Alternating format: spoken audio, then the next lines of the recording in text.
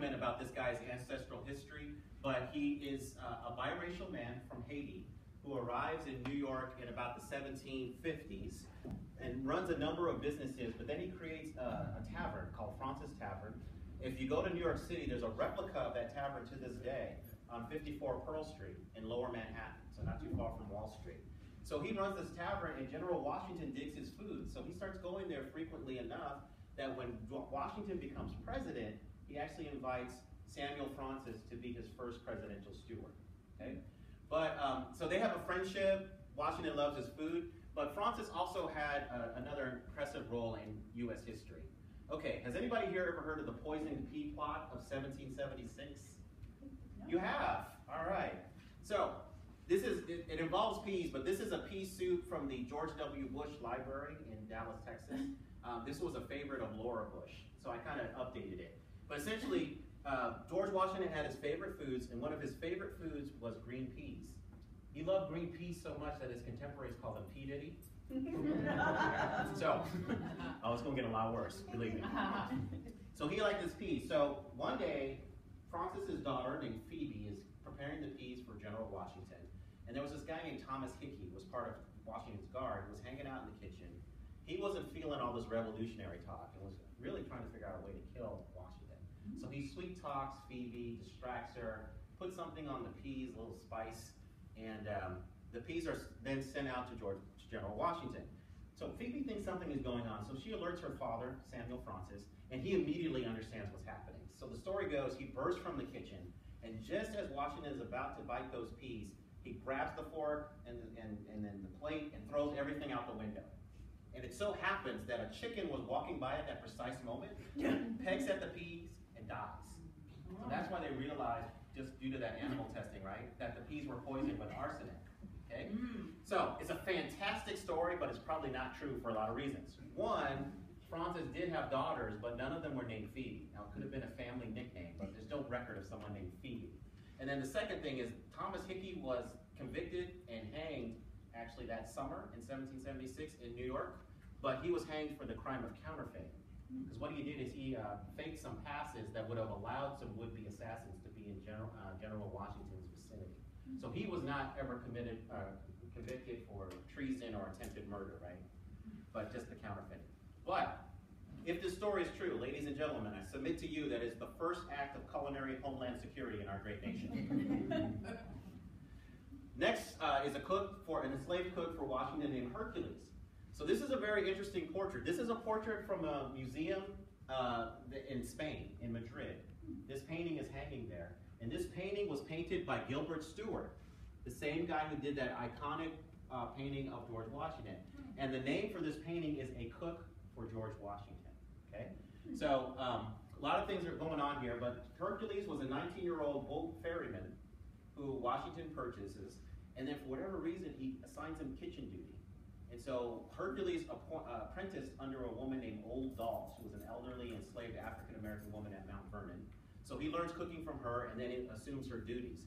Washington, after the capital was in New York City for a little while, it moves to Philadelphia. So Washington had a white cook named Mrs. Reed who handled the kitchen, and he wasn't feeling her food. After 6 months, he fired her and brings Hercules up from Mount Vernon to be the cook. There was only one problem. Pennsylvania had something called the Gradual Abolition Act of 1780. And that meant if you were an enslaved person on Pennsylvania soil for 6 months or longer, you were automatically free. So you know what Washington did to get around that? One. Yeah, what he would do is that he would keep him to the night of, and then he'd send him back to a slave state. You know, George Washington never told a lie that he acted one out. Right. And they would keep them there, and then he would bring them back to start the clock all over again. And so he would do this every 6 months during his presidency. Okay?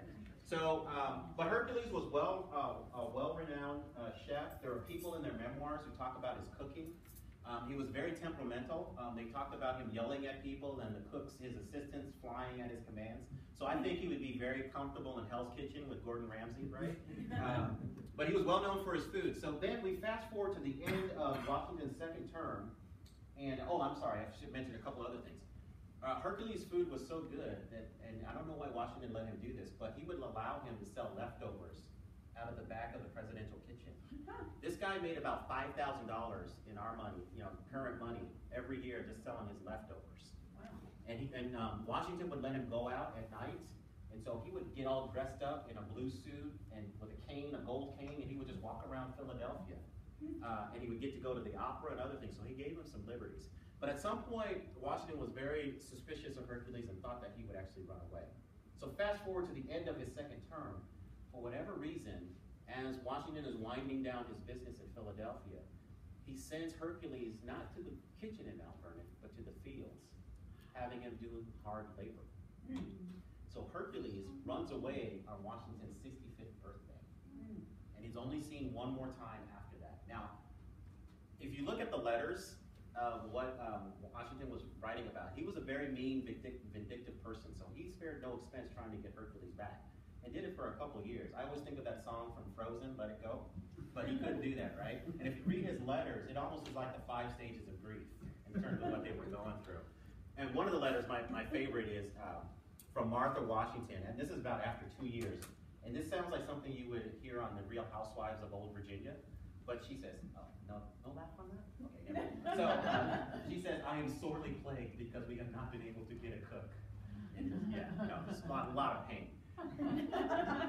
But Hercules is seen one more time after this, and the mayor of New York sees him in the year 1800. So Washington has died, and the thing to note here is that Washington's will said once Martha and George died, all of the enslaved people would be free.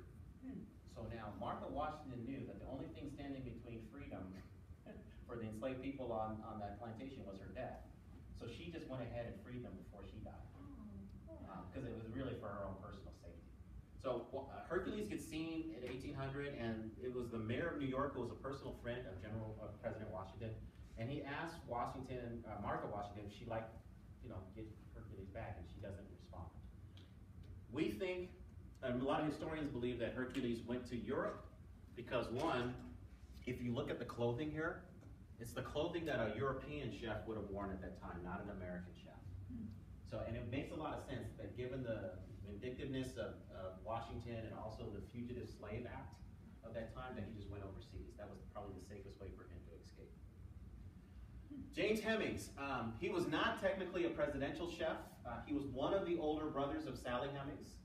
When Jefferson is minister to France, he brings a 19-year-old James Hemings with him and spends a ton of money for 3 years to get him classically trained as a French chef. So Hemings then becomes the chef de cuisine in Paris while Jefferson is in residence. And they come back to the United States, and in 1796, on February 5th, 1796, Hemings, after confronting Jefferson, says, look, I want to be free. And Jefferson agrees to free Hemings on 2 conditions. 1, you have to teach other people in the plantation how to cook like you did, because he spent all this money. And 2, you have to leave behind your recipes. All right? So Hemings does this, and he gets freed on February 5th, 1796. Here is actually an inventory of all the kitchen utensils in Monticello, in the kitchen in Monticello, written in Hemings' own handwriting. And this is at the Library of Congress if you ever wanted to see it. Okay? So Hemings does this. He goes to live in Baltimore and Philadelphia. Some believe that he may have gone overseas for a short period of time. For whatever reason, Jefferson talks him into coming back to Monticello to be the cook. He only stays there for a few months and leaves. And Jefferson would have offered Hemings the job of White House chef when he got elected, but Hemings drank himself to death before that.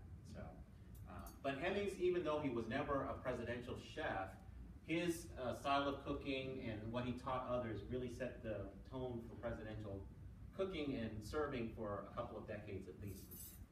Jefferson freed him just because he told him he wanted to be free? Yeah.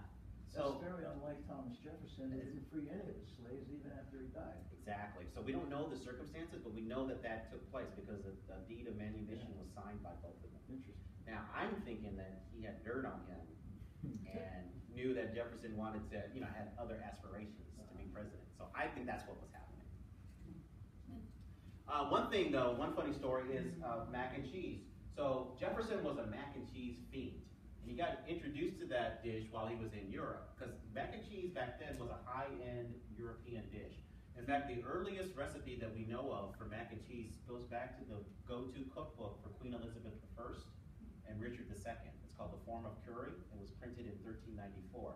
The earliest mac and cheese was just the pasta with some Parmesan cheese and some butter. All the cream and all that other stuff gets added over time. And so you may wonder, well, why do we use cheddar cheese instead of Parmesan? The earliest cheddars were very reminiscent of the Parmesan, okay? Because Parmesan was very expensive. The Italians made it, and they had it on lockdown and charged a lot to import it. And the pasta was made with a special kind of wheat, which also made it expensive. But by the 1800s, American dairy farmers were good at making cheddar cheese, and also other farmers were good at growing that durum wheat, it is called. And so the price of mac and cheese falls precipitously. No, it's durum wheat. Yeah, I think that's what they call it. So we know that mac and cheese was served in the White House on February 5th, 1802.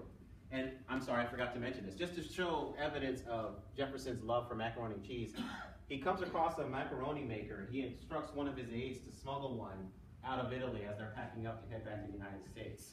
And he drew a schematic of it, and that's sitting in the Library of Congress as well. But on February 5th, 1802, mac and cheese is served in the White House. We know this because a guy named Manasseh Cutler, who was a reverend and a representative from Massachusetts, was in the White House, and he was very copious about writing in his diary, so he chronicled the meal. Now, he didn't know what mac and cheese was. So imagine you're seeing mac and cheese for the first time and you have no concept. This guy thought the noodles were big onions. Okay? So he asked the guy next to him, he's like, can you explain this dish? And the guy says, well, no, it's actually pasta, blah, blah, blah. And that guy was Meriwether Lewis. That was the guy sitting next to him at that dinner. All right? Fast forward, I'm just kind of picking some of my favorite stories here. This is a woman named Laura Dolly Johnson. This is the White House kitchen in the basement in about 1890, and that's her in the middle. And I forgot to mention this at the beginning, that the first picture that you see of me is with a guy named Adam Collick, who was the White House presidential steward, kitchen steward, and so he was in charge of just making sure all the equipment in the White House was working well. That's actually taken in the White House kitchen. The White House kitchen is smaller than this room. It is 30 feet by 26 feet. So, you know, if you were to go to the White House today, there were two things you would say. You would say, wow, I'm in the White House. And then the second thing is, like, man, this kitchen is small. No, and that's just the size of it. So here's the big coal range that was installed the time of Lincoln. And Laura Dolly Johnson is a fascinating figure because she is an example of a cook who had to be, was at the height of her bargaining power. She had to be persuaded to come to work in the White House. And the way she got to the White House is a young political named Theodore Roosevelt was traveling around the country. He has dinner in Lexington, Kentucky at a guy named Colonel Mason Brown's house, famous Kentucky colonel. And Laura Johnson happened to be this guy's cook. The meal was so memorable that when his friend Benjamin Harrison becomes president, Roosevelt recommends Johnson to go work for him. So they spent a couple months trying to persuade her to do that, because she actually wanted to run her own catering business. But they talked her into doing it, and there was only one problem. There was already a French woman playing the role of White House head cook, and she did not like it. This very French cook had two American responses to the situation. She filed a lawsuit. It's the first example of a White House employee suing the president, and then she also went to the press. Okay, but everything got settled, but still she was uninstalled as the cook. Johnson is, when she's hired, there are headlines all over the country about her hire. They say her full name, they describe her artistry. It's just very unusual in this time period to give this acknowledgement to an African-American woman. So I just think her story is pretty fascinating. She only works in the White House for Harrison for a few months because her daughter gets sick. So she returns to Lexington, and then when Grover Cleveland gets elected, he actually has to talk her into coming, and she does actually end up going back to cook for Grover Cleveland. She is one of the few White House cooks who are African-American who actually has an afterlife that we at least know of. She actually traded on her popularity as a White House cook to open up a restaurant in Kentucky. And so, you know, the famous White House cook. So we usually see this happening with white chefs. So she's the first African-American to do that. So I just think it's a testament to her capability. The last we hear of her, at least in the public realm, is when Theodore Roosevelt's daughter, Alice Roosevelt, who marries a guy named Nicholas Longworth, when they get married, and this was a very well publicized wedding, she sent a pecan cake that I guess was slamming because a lot of people reported on